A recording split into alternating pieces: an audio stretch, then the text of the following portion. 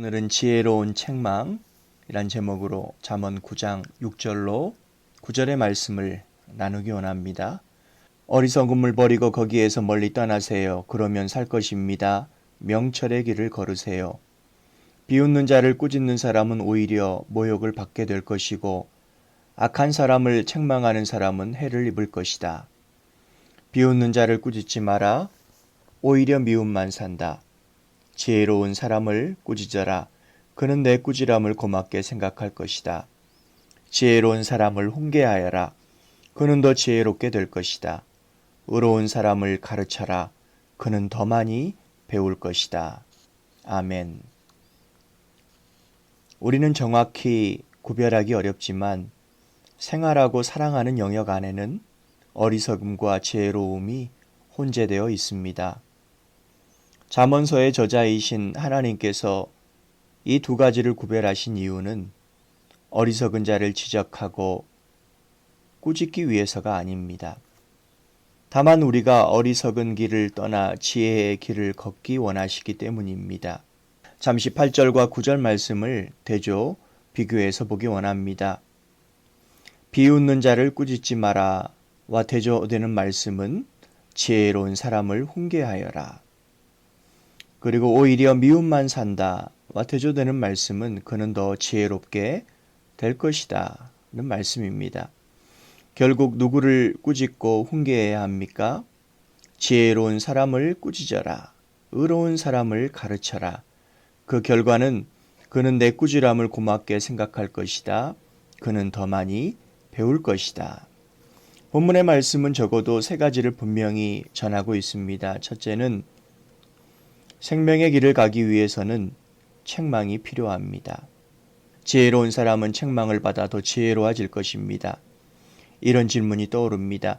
하나님은 신자를 책망하십니까? 예수님은 제자들을 교육하셨을 뿐만 아니라 필요시마다 책망하셨습니다. 하나님은 사도 바울과 베드로, 요한을 통해 교회를 그리고 교인들을 책망하셨습니다. 히브리서 12장 8절 말씀입니다. 아들이면 훈계를 받게 마련입니다. 만일 여러분에게 아무 훈계가 없다면 여러분은 사생아이며 참 아들이 아닙니다.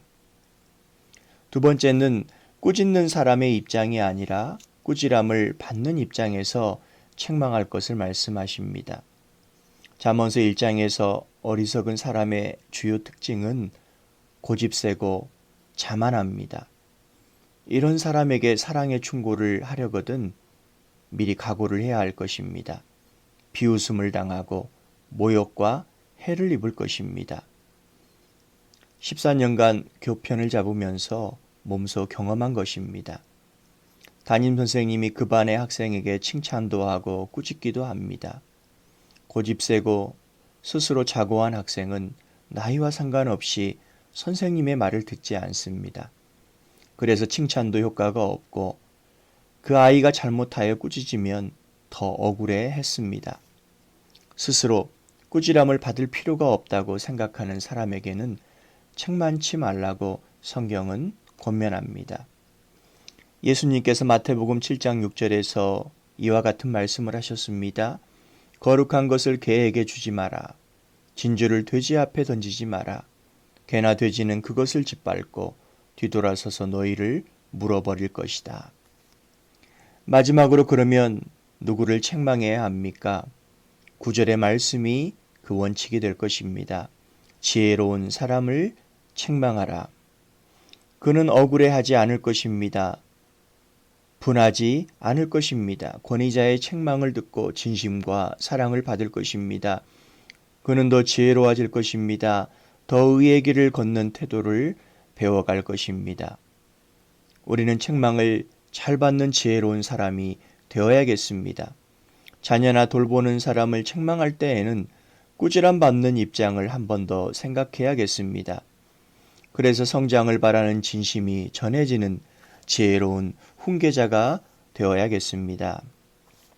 주님 우리에게 의의 길로 인도하라고 맡겨주신 자식과 사람들에게 영적 관심을 갖게 하옵소서.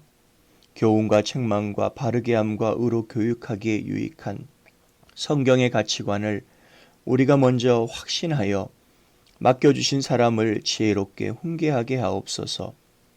우리의 의로움과 감정이 나타나지 않게 하옵소서.